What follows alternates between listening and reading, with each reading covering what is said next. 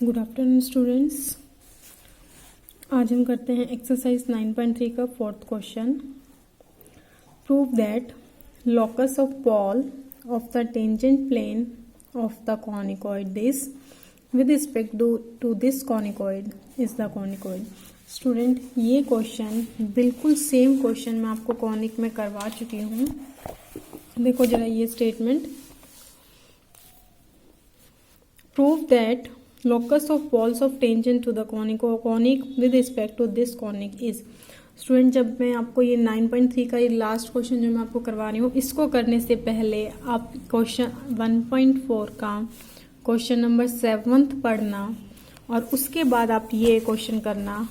आप देखोगे ये क्वेश्चन ऑटोमेटिकली आप खुद ही कर सकते हो, मुझे करवाने की ज़रूरत भी नहीं पड़ेगी। ठीक है, मैं फिर से आपको करवा जरूर रही हूँ, लेकिन इसको करने से पहले आप 1.4 का क्वेश्चन नंबर 7 देखना। Locus of pole of tangent, आपको पॉल का लोकस निकालना है। तो जिसका लोकस निकालना होता है उसको हम क्या सपोज कर लेते हैं, x1 y1 z1। तो पहले सपोज करते हैं late x1 y1 z1 be the Paul जिसका आपको लोकस फाइंड आउट करना है। ये पॉल किसका है, टेंजेंट प्लेन। या सबसे पहले ये देखो, इस इतने पार्ट को छोड़ दो, pole of tangent plane of the conicoid. पहले मैं दोनों कॉनिकॉइड डालती हूँ with respect to this conicoid. दोनों कॉनिकॉइड की इक्वेशन डाल रही हूँ। एक कॉनिकॉइड है आपके पास ax square plus by square plus cz square is equal to 1। इसको नंबर 1 डाल दिया। दूसरा कॉनिकॉइड है alpha x square plus beta y square plus gamma z square is equal to 1। इसको नंबर 2 डाल दिया। अब पोल देखो किसके रिस्पेक्ट में है, pole with respect to this conicoid. ठीक है, बीच की लाइन छोड़ दो। पोल किसके रिस्पेक्ट में है, सेकंड कॉनिकॉइड के रिस्पेक्ट में है। तो क्या आप इक्वेशन ऑफ पोलर प्लेन लिख सकते हो। Equation of polar plane will be, हाँ जी, इक्वेशन ऑफ पोलर प्लेन आपकी क्या बनेगी, यहाँ से इसके रिस्पेक्ट में निकालना है तो लिख लो पोलर प्लेन की equation. Alpha x x1 plus beta y y1 plus gamma z z1 is equal to 1। इसको नंबर 3 डाल दो। This will be the polar plane. अब देखो पोल ऑफ टेंजेंट प्लेन। अब ये लेकिन पोल ऑफ टेंजेंट प्लेन, यानी कि ये टेंजेंट प्लेन भी क्या है, पोलर है। इट मीन्स, देखो मैं आपको क्या बताना चाह रही हूँ, अगर पोल इसके रिस्पेक्ट में है तो पोलर प्लेन हमने लिख लिया है, लेकिन यहाँ वर्ड है pole of tangent plane. It means जो ये टेंजेंट प्लेन है वो भी क्या है, पोलर प्लेन ही है। लेकिन टेंजेंट प्लेन किस पर है, tangent plane of the conicoid this. कि जो देखो सिंपल सी बात है कहने की कि जो प्लेन है मेरे पास वो 2 पर तो पोलर प्लेन है लेकिन 1 पर टेंजेंट प्लेन है। ठीक है, पोल किसका है, टेंजेंट प्लेन का है। एक्चुअल में पोल किसका होता है, पोलर प्लेन का होता है। मीन्स जो टेंजेंट प्लेन है और पोलर प्लेन है वो दोनों सेम हैं आपके पास। जो इसका पोलर प्लेन है वही टेंजेंट प्लेन है। बस डिफरेंस ये है कि जो टेंजेंट प्लेन है वो किस पर है, 1 पर टेंजेंट प्लेन है। यानी कि मैं बोल सकती हूँ जो 3 है वो 1 पर क्या है, टेंजेंट प्लेन है। Since 3 is tangent plane to conicoid 1, जो 3 है ये पोलर प्लेन है, लेकिन एक्चुअल में पोलर प्लेन ही क्या है, टेंजेंट प्लेन है, क्योंकि लिखा poles of tangent plane. Tangent plane will act as polar plane. ठीक है, जो टेंजेंट प्लेन है वही पोलर प्लेन है, जो पोलर प्लेन है वही टेंजेंट प्लेन है। बस डिफरेंस है, पोलर प्लेन 2 के रिस्पेक्ट में है, टेंजेंट प्लेन 1 के रिस्पेक्ट में है। यानी कि 3 जो पोलर प्लेन है वो 1 का क्या है, टेंजेंट प्लेन। अगर वो टेंजेंट प्लेन है तो कंडीशन ऑफ टेंजेंसी सेटिस्फाई करेगा। कंडीशन ऑफ टेंजेंसी स्टूडेंट क्या होती है, मैं रफली आपको लिख के बता रही हूँ, वो होती है L square by a plus M square by b plus N square by c is equal to P square. ठीक है, this is the condition of tangency. यहाँ L की जगह क्या है आपके पास, L क्या होता है, एक्स का कोफिशिएंट, क्योंकि आप लेते हो LX plus M y plus N z equal to P. तो देखो एल की जगह यहाँ पर क्या है आपके पास एल्फा x1, क्योंकि ये प्लेन है L x plus M y plus N z equal to P type का। m की वैल्यू क्या है, m की जगह यहाँ आपके पास क्या है बीटा y1, क्योंकि y के साथ जो टर्म होती है दैट इज m, y के साथ यहाँ टर्म है आपकी बीटा y1, ठीक है। और n की जगह है आपके पास क्या टर्म है आपके पास गामा z1 एंड p की जगह क्या है 1। अब स्टूडेंट abc भी देख लो, abc जब आप ये आर्टिकल करते हो तो यही कॉनिकॉइड की इक्वेशन लेते हो, यानी कि a की जगह a ही दे रखा है, b और c एज इट इज वही है जो आप आर्टिकल में लेते हो। तो आप कंडीशन ऑफ टेंजेंसी लगा सकते हो, देयरफॉर लगाओ यहाँ से condition of tangency L square by A की एल की वैल्यू कितनी है alpha x1 means alpha square x1 square by A plus M square, M की वैल्यू यहाँ से पुट कर दो beta square y1 square by B plus N square, N की value gamma square z1 square by C is equal to p1 sorry p square, p की value कितनी है 1। तो स्टूडेंट्स मैं इसको आगे लिखती हूँ नेक्स्ट पेज पर। तो आपके पास क्या इक्वेशन आई है ये alpha square x1 square by a plus beta square y1 square by b plus gamma square z1 square by c is equal to 1। और लॉकस के लिए आप क्या करते हो, जिस पॉइंट का लॉकस हमें फाइंड आउट करना होता है उस पॉइंट उस x1 y1 z1 में एक रिलेशन निकालते हो और लॉकस के लिए उसको x y z से रिप्लेस कर देते हो। तो हमारे पास एक कंडीशन आ गई है x1 y1 z1 में, तो लिखोगे लॉकस विल बी, लॉकस के लिए x1 y1 z1 को रिप्लेस कर देना एक्स वाई जेड से, तो लॉकस आ जाएगा alpha square x square by a plus beta square y square by b plus gamma square z square by c is equal to 1। तो students इस question के करने का मेथड भी मैंने उसी तरह से करवाया है जैसे आपको 1.4 का 7th क्वेश्चन करवाया था, ठीक है। अब हम नेक्स्ट स्टार्ट करने जा रहे हैं एनवेलपिंग कॉन, ठीक है। एनवेलपिंग कॉन और एनवेलपिंग सिलेंडर ये दो आर्टिकल मैं आपको इस वीडियो में बताऊंगी और बुक से ही आपको करवाऊंगी, ठीक है। तो एनवेलपिंग कॉन की पहले तो देखो स्टूडेंट्स डेफिनेशन देखो, 3 डायमेंशनल डेफिनेशन थोड़ी समझानी मुश्किल पड़ती है, कोशिश करती हूँ आपको किसी भी तरह मैं जो है समझा सकूं।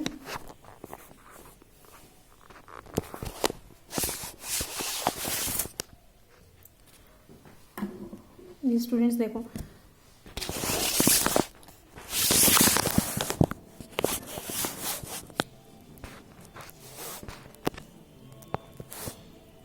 देखो स्टूडेंट्स, अगर ये पेन मेरे पास जैसे आपको दिखाई दे रहा है, अगर मैं ऊपर जो अगर देखो स्टूडेंट्स मैं इस जो पेन की निब है इसको फिक्स रखती हूँ और ऐसे पेन को मैं रोटेट करती हूँ इस तरह से। देखो मेरे लिए भी 3 डायमेंशनल चीज़ें जो है समझा पाना बहुत मुश्किल हो रहा है। देखो स्टूडेंट, जैसे इस पेन को मैंने फिक्स रखा और नीचे वाले को लेके मैंने ऐसे रोटेट किया, सर्कल डेवलप कर रही हूँ ऐसे, ठीक है। तो ये आपके पास क्या डेवलप हो रहा है, एक कोन, कि आपने ऊपर वाली पिन जो है उसको फिक्स रखा है, निब को फिक्स रखा और आपने नीचे वाले को लेकर इस तरह से रोटेशन की सर्कल की तरह, तो आपके पास क्या डेवलप होगा, एक कोन की डायमेंशन। आप खुद करके देखना, कोन डेवलप हो जाएगा। तो इट मीन्स एनवेलप, इसको हम बोलते हैं एनवेलपिंग कोन। जैसे मान लो एक बॉल है, बॉल आपने नीचे ले रखी है और एक ऊपर से आपने पिन ली कोई, या आपने कोई सर्कल लिया, डिस्क लिया और उसको आप ऐसे रोटेट कर दो तो वो एक बॉल को कवर अप कर जाएगा, that is the enveloping cone. Means enveloping cone का मतलब कि एनवेलप का मतलब जो पूरी की पूरी आपके कोनिकॉइड को एनवेलप बना ले, कवर अप कर ले और कोन की फिगर हो, एनवेलप की जो फिगर है, शेप है, वो कोन की हो, तो उसको हम बोलते हैं एनवेलपिंग कोन। एनवेलपिंग कोन किस तरह से डेवलप होता है, enveloping cone is the locus of a straight line, क्योंकि इस स्ट्रेट लाइन को मैं मूव करवा रही हूँ, locus of a straight line. लेकिन इसकी कंडीशन क्या है कि जो इसका फिक्स ऊपर वाला पॉइंट है ये फिक्स है, इसको मूव नहीं करवा रही हूँ मैं। तो locus of a straight line passing through a fixed point, वो स्ट्रेट लाइन किसी एक फिक्स्ड पॉइंट से पास हो तो उसके लोकस को हम क्या बोलते हैं, एनवेलपिंग कोन।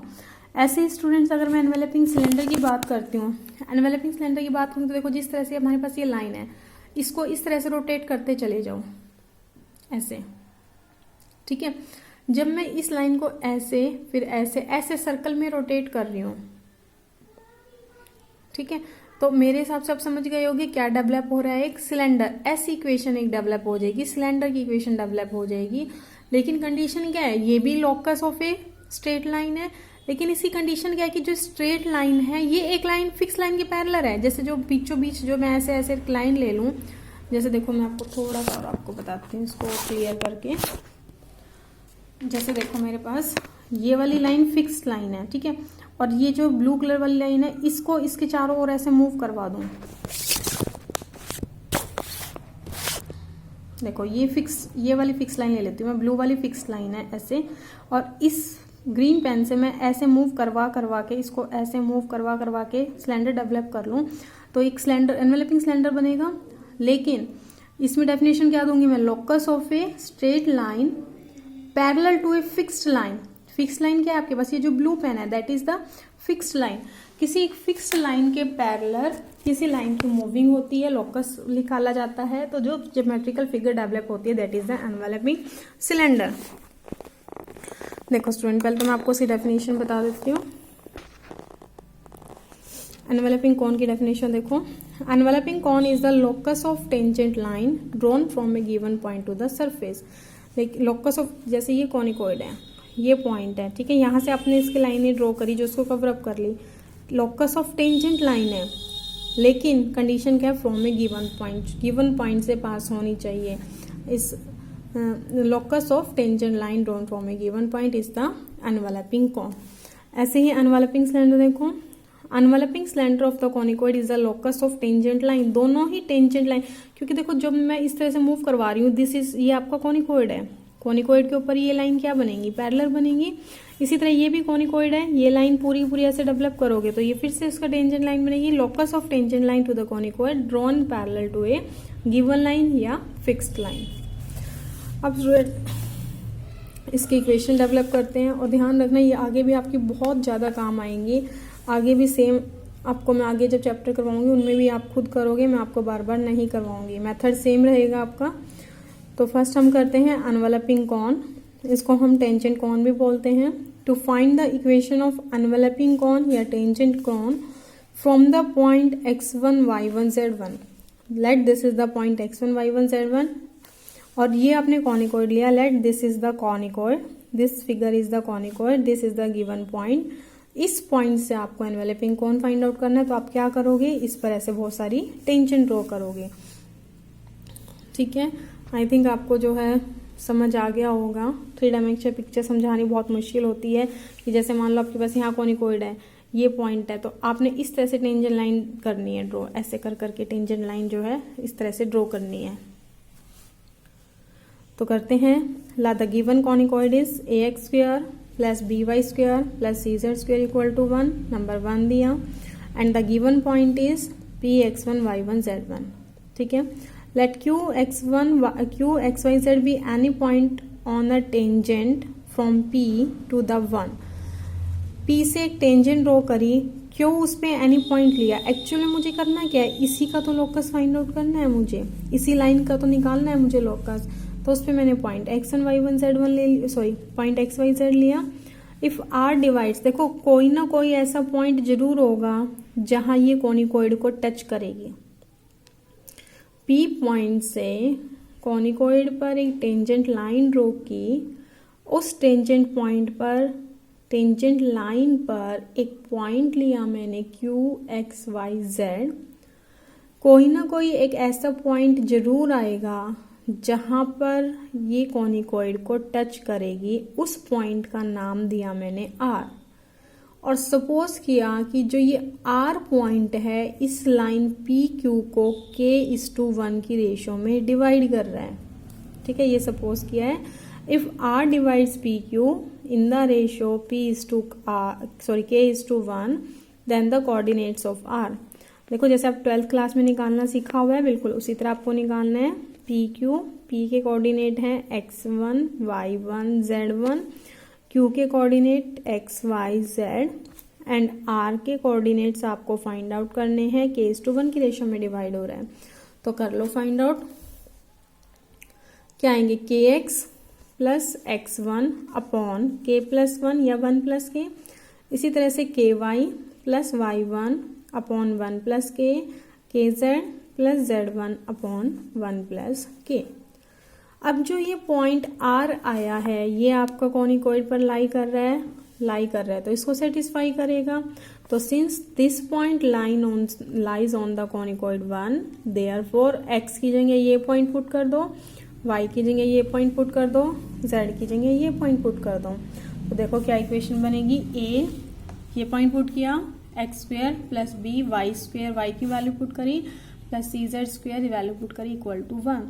स्टूडेंट्स उसके बाद यहाँ एलसीएम ले लेना, एलसीएम लोगे 1 प्लस के होल स्क्वायर, और थ्रू आउट जब एलसीएम लोगे तो यहाँ भी आ जाएगा 1 प्लस के होल स्क्वायर, और बॉटम लेफ्ट में जाएगी तो ये माइनस की बन जाएगी। एलसीएम लेने के बाद स्टेटमेंट आएगी a k x plus x one whole square plus b k x plus y one whole square plus k plus c k z plus z one whole square is equal to 0। उसके बाद वही काम करना है जैसे हमने बाकी questions में हम करते हैं, के स्क्वायर की टर्म कलेक्ट करना, 2k की कलेक्ट करना, विदाउट k की कलेक्ट करना। स्टूडेंट्स ये आर्टिकल जो है करने में बिल्कुल ऐसा सा है जैसा आपका पोलर प्लेन का आर्टिकल था। मैं थोड़ा सा आपको बैक ले जाके दिखा देती हूँ ताकि आपको जो है करने में इजी पड़े। देखो पोलर प्लेन का आर्टिकल ऐसा सा ही था हमारे पास, हमारा क्यू पॉइंट आया था, फिर हमने रेशियो निकाली थी, फिर यहाँ वैल्यूज पुट करी थी, क्वाड्रेटिक इक्वेशन। यहाँ तक जो न्यूमेरिकल पोर्शन है, नॉट ज्योमेट्रिकल, जो न्यूमेरिकल पोर्शन है बिल्कुल सेम पोलर प्लेन की तरह है। पोलर प्लेन में हमारे पास रिजल्ट था सम ऑफ रूट्स 0, और एनवेलपिंग कोन में हमारे पास रिजल्ट आएगा कि वैल्यू सेम है, सम ऑफ रूट 0 की वजह डिस्क्रिमिनेंट इज 0। ठीक है स्टूडेंट्स, एक तरह से देखो ये वो आर्टिकल है जैसे आपने कॉनिक में किया था ना पेयर ऑफ टेंजेंट वाला, ये कॉनिक है x1 y1 पॉइंट था और वहां से आपने पेयर ऑफ टेंजेंट ड्रॉ की थी ऐसे, और आपको याद हो उसकी इक्वेशन निकली थी T square is equal to SS1। ये आर्टिकल थोड़ा थोड़ा उस जैसा है, क्योंकि आप ये देखो जब मैं दो टेंजेंट की वजह बहुत सारी टेंजेंट ड्रॉ करूंगी तो वो क्या दे लेगा, कौन की फिगर ले लेगा, क्योंकि 3 डायमेंशनल की बात है। जब मैं 2 डायमेंशन की बात करती हूँ तो सर्कल है, सर्कल पर 2 ही टेंजेंट आएगी, 2 से ज्यादा नहीं आ सकती। लेकिन सर्कल की जगह अगर मैं यहाँ बॉल रख दूं तो बॉल में तो आपका 3 डायमेंशन है, इस तरह से भी ऊपर की साइड से भी ऐसे टेंजेंट बनेगी, नीचे की साइड से भी टेंजेंट बनेगी, तो क्या बन जाएगा, कौन बन जाएगा। तो रिजल्ट भी देखना student, T square is equal to SS1 ही आएगा। और वहां उस आर्टिकल में भी हमने रिजल्ट यूज किया था डिस्क्रिमिनेंट इज 0, यहां भी मैं यूज करूंगी डिस्क्रिमिनेंट इज 0। ठीक है, तो यहाँ हमने टर्म कलेक्ट करी, यहाँ से आपके पास के में क्वाड्रेटिक इक्वेशन आई, क्वाड्रेटिक इक्वेशन को सॉल्व करोगे तो के की 2 वैल्यूज आएंगी। स्टूडेंट्स जब मैं के की 2 वैल्यूज पुट करूंगी तो यहाँ पर ऐसे 2 पॉइंट आ जाएंगे जहाँ ये इस लाइन ये वाली लाइन कॉनिकॉइड को टच करेगी। लेकिन टच अगर दोनों पॉइंट अलग अलग आ गए तो कॉनिकॉइड को टच की बजाय कट कर जाएगी। ठीक है, तो दोनों आपकी जो लाइन है कॉनिकॉइड को टच कर रही है, means both points must be same. दोनों पॉइंट सेम कब आएंगे, जब के की दोनों वैल्यूज सेम होंगी, यानी कि बोथ रूट्स ऑफ के शुड बी इक्वल। और क्वाड्रेटिक इक्वेशन में आपको पता है दोनों रूट्स इक्वल कब होते हैं, when discriminant is 0। Now 2 is a quadratic in k and hence gives 2 values of k. Since PQ touches the conicoid at R, therefore 2 has equal roots. Equal roots होने चाहिए, means discriminant should be equal to 0. और discriminant students कैसे निकालते हो, b square minus 4ac is equal to 0। 4ac को अगर मैं right पे ले जाऊं तो इक्वेशन बन जाएगी b square is equal to 4ac। अब b का मतलब क्या है, कोफिशिएंट ऑफ x। जैसे आप अगर इक्वेशन लिखते हो ax square plus bx plus c is equal to 0, तो b is coefficient of x।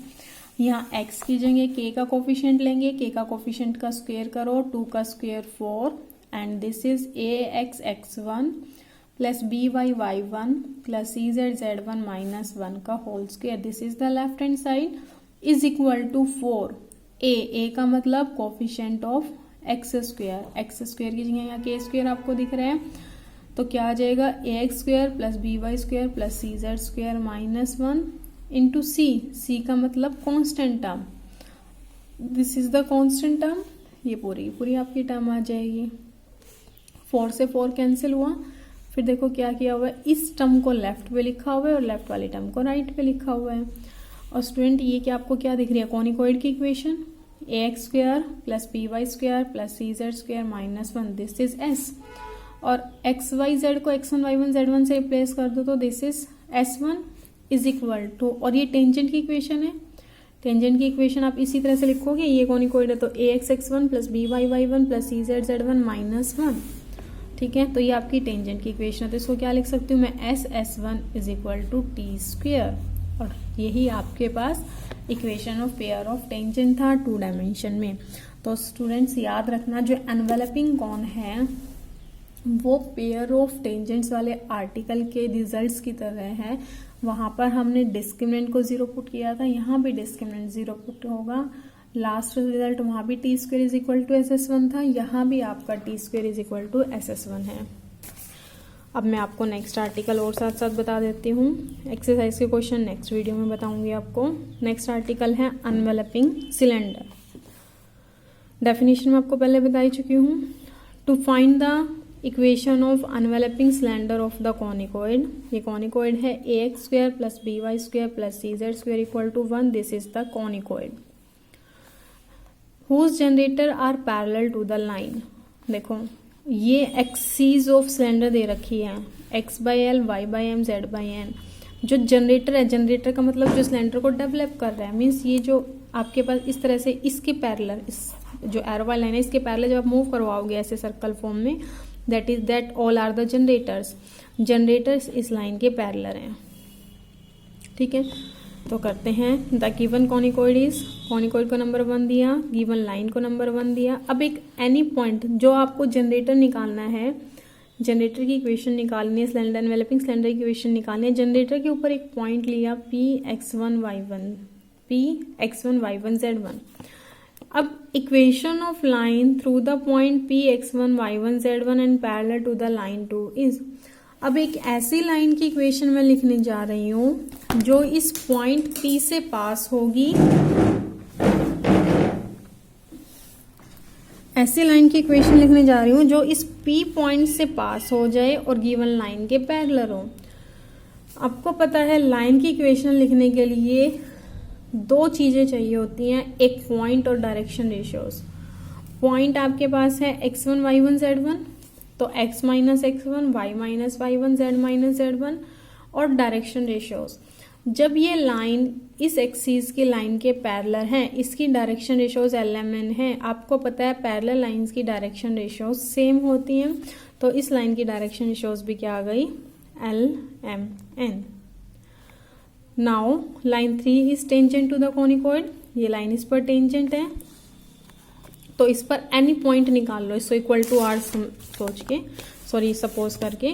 तो any point on this line is x1 plus LR, y1 plus MR, z1 plus NR, ठीक है। और सपोज करते हैं जो इस लाइन पे मैंने एनी पॉइंट निकाला है, let this point is the point this, ठीक है, late this is the point of contact. अगर ये पॉइंट ऑफ कॉन्टेक्ट है तो कॉनिकॉइड पर लाई करेगा, सेटिस्फाई करेगा, ठीक है। तो this point lie on the conicoid 1 if, तो भाई XYZ की जगह ये पॉइंट पुट किया, फिर से उस टर्म कलेक्ट करी, R² की टर्म कलेक्ट करी, 2R की, और कांस्टेंट टर्म। फिर से देखो ये वही लॉजिक लगाएंगे, R में क्वाड्रेटिक इक्वेशन आ गई, R की यहाँ से 2 वैल्यूज आएंगी, 2 वैल्यूज पुट करूंगी, 2 पॉइंट आएंगे, लेकिन हमने पॉइंट, ये पॉइंट ऑफ कॉन्टेक्ट सपोज किया है।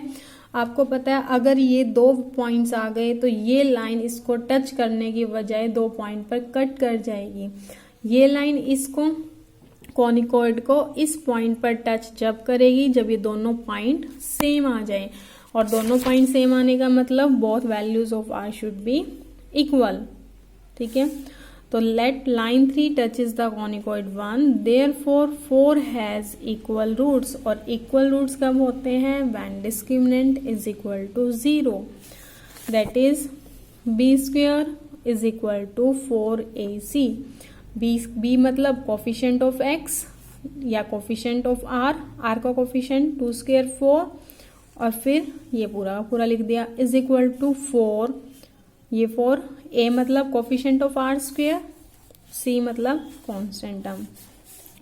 Hence the locus of p, locus के लिए क्या करेंगे, क्योंकि देखो जैसे मैंने एक लाइन निकाल ली और लोकस का मतलब ये पॉइंट ऐसे ऐसे, जब मैं इसको मूव करवा दूंगी तो पूरा का पूरा सिलेंडर कवर अप हो जाएगा। तो p के लोकस के लिए क्या कर रही हूँ मैं, x1 y1 z1 को रिप्लेस कर देना x y z से। तो स्टूडेंट्स ये भी है तो उसी फॉर्म की, इसको तो मैं s मान सकती हूँ, ठीक है।